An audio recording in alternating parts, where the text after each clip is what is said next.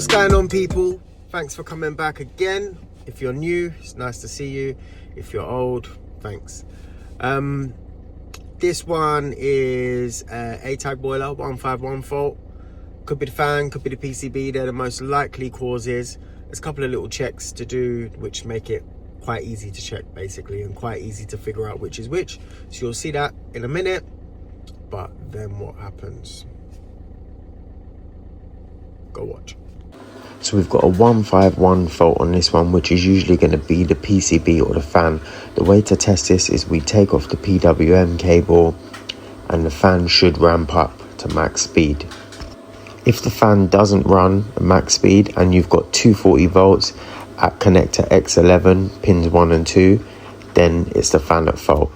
If it does run at max speed or you haven't got 240 volts, there's likely to be the PCB. So that's what we're changing here. There's the part number. So PCBs nowadays are all pretty standard to replace, literally all on plugs that you clip out and clip into the new one. Obviously isolate the power before you touch anything, double check that, do your safe isolation. But yeah, I don't think anyone needs me to explain how to replace a PCB on this. There is some coding to do at the end, which you will see, but that's just a change depending on what model it is.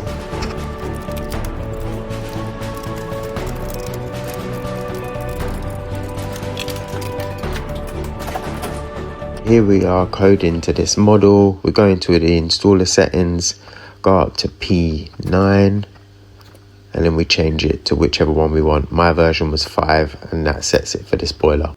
Here's a list of the different models. So after leaving that job, fitted the PCB, obviously everything worked fine, everything was great, but get a call from the customer about 2 hours later saying that everything was running fine and then the boiler's now cut out with a 117 fault. So in my experience on the A-tag, that is pressure too high, cuts the boiler out and then stops it working until it naturally lowers again via the PRV and cooling down. Not good. Obviously he's fine, to be fair. He understands it's a completely separate issue and we wouldn't have known that at the time. But obviously I'm gonna head back there. I got my suspicions that it's the expansion vessel, so it's just unfortunate. They've actually been away for a couple of weeks. Not really been using the heating for the last, well, quite a few months. It's been relatively warm.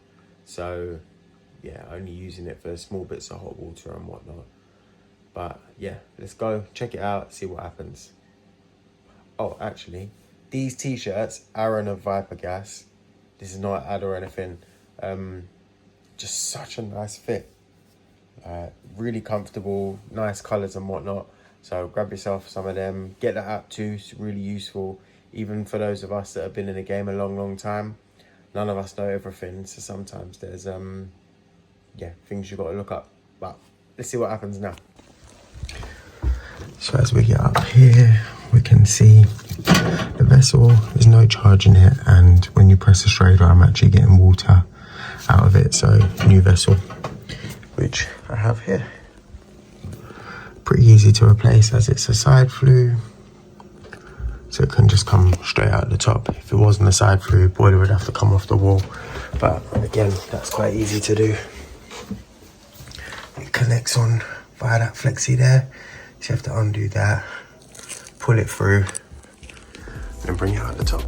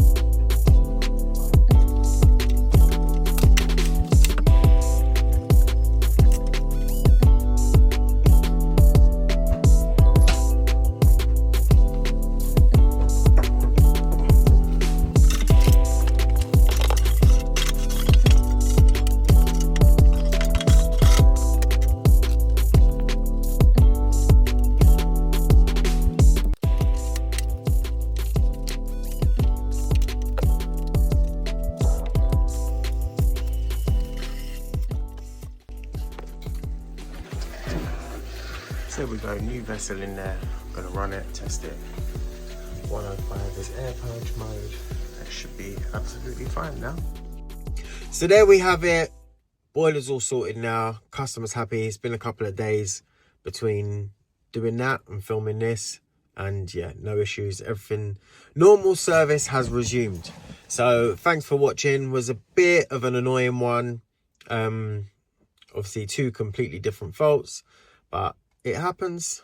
And we sort it, we move. Customer's happy, I'm happy. Again, thanks for watching. Been a bit of a short one this week. It's been so busy. I'm sure everything's picking up for all of you. It is freezing, hence the hat.